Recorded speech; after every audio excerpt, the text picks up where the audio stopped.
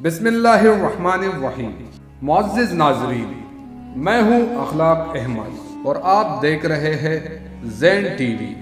جب سے بنی نوع انسان کو اللہ تعالیٰ نے پیدا کیا ہے، تب سے شیطان انسان کا کھلا دشمن ہے۔ اس کی یہی کوشش ہوتی ہے کہ کسی نہ کسی طریقے سے انسان کو گمراہ کرے۔ اسی طرح بنی اسرائیل کے ایک راہب کا واقعہ بھی سن لیجئے، جو بڑا عبرتناک ہے اور ایک کے بعد ایک گناہ میں پھنسنے کی صورت بھی سامنے لاتا ہے۔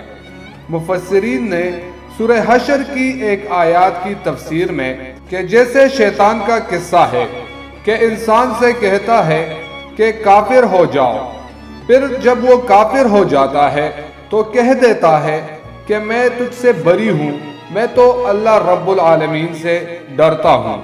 اس کی تفسیر میں علماء تفسیر نے متعدد واقعات لکھے ہیں۔ ان میں سے ایک یہ ہے کہ بنی اسرائیل کا ایک راہب برسہ برس سے اپنی عبادت گاہ میں مشغول عبادت تھا، اور لوگ دور دور سے اس سے علم جاننے آتے، اور اس کی عبادت بڑی مشہور تھی۔ اور اسی بستی میں 3 بھائی رہتے تھے، جن کی ایک نہایت حسین و جمیل بہن تھی، اور وہ بیمار تھی۔ ایک بار ان بھائیوں کو ایک سفر درپیش ہوا، تو ان لوگوں نے آپس میں مشورہ کیا کہ بہن کو کہاں چھوڑ جائے۔ ایک بھائی نے مشورہ دیا کہ فلاں راہب کے پاس چھوڑ دیں گے، جو بڑا متقی و عبادت گزار آدمی ہے، اس سے زیادہ قابل اعتماد یہاں کوئی نہیں، لہٰذا اس کے پاس چھوڑ دیں گے۔ اور کہنے لگے اگر ہماری بہن مر جائے تو اس کی تدفین کا یہ راہب انتظام کر دے گا، اور اگر جیتی رہی تو اس کی حفاظت کرے گا۔ چنانچہ سب مل کر راہب کے پاس پہنچ گئے اور اس سے گزارش کی کہ یہ ہماری بہن بیمار ہے اور ہمیں ایک سفر درپیش ہے، لہٰذا اس کو ہم آپ کے حوالے کرنا چاہتے ہیں۔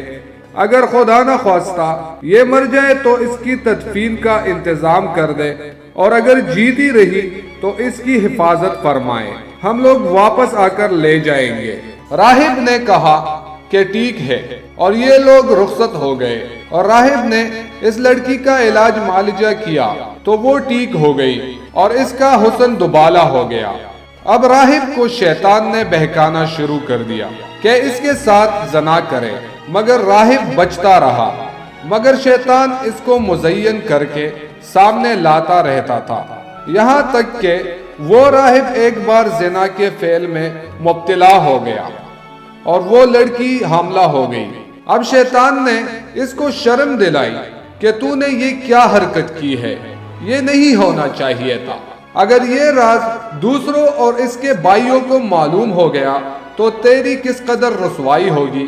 پھر شیطان نے راہب کو اس رسوائی سے بچنے کا علاج یہ سمجھایا کہ اس لڑکی کو قتل کر دے، تاکہ کسی کو معلوم ہی نہ ہو سکے، اور جب اس کے بھائی آ جائیں تو کہہ دینا کہ وہ بیمار تھی اور فوت ہو گئی۔ چنانچہ اس راہب نے اس لڑکی کو قتل کر دیا اور ایک درخت کے نیچے دفن کر دیا۔ جب اس لڑکی کے بھائی سفر سے واپس ہوئے تو راہب کے پاس اپنی بہن کو لینے آئے۔ اس نے کہا کہ وہ انتقال کر گئی اور میں نے اس کو قبرستان میں دفن کر دیا ہے۔ بھائیوں نے سمجھا کہ صحیح ہوگا اور چلے آئے۔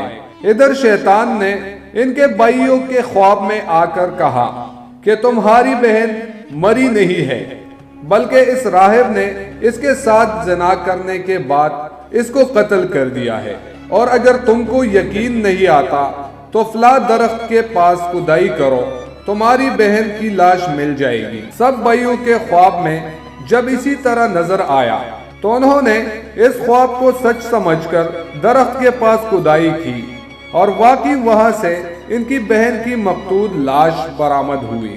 جب شیطان نے اس طرح بھائیوں کو اس واقعے سے باخبر کیا اور وہ اس پر مطلع ہوئے تو ان کو غصہ آیا اور راہب کو مارنے آئے، اور شیطان نے ادھر جب راہب کو ان کے سامنے رسوا کر دیا اور لوگ اس کو قتل کرنے آئے تو اب راہب سے کہنے لگا کہ دیکھ اب میں ہی تجھے بچا سکتا ہوں، اگر تو میری ایک بات مان لے تو میں اب تیری مدد کروں گا۔